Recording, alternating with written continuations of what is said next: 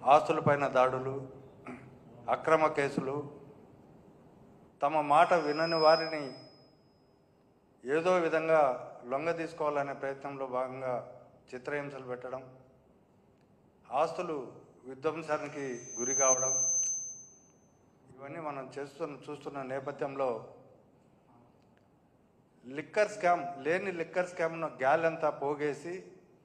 ఒక liquor scam కథను create చేసి అందులో వైఎస్ఆర్సీపీ పార్టీలోని అగ్ర నేతలందరినీ ఇరికించాలనే ఉద్దేశంతో వీర విధేయులైనటువంటి అధికారులను సిట్లో నియమించుకొని వాళ్ళు చట్ట ప్రకారం దర్యాప్తు కొనసాగించకుండా అక్రమ పద్ధతుల్లో చట్టానికి వ్యతిరేకంగా ఇవాళ దర్యాప్తు కొనసాగిస్తున్నారు.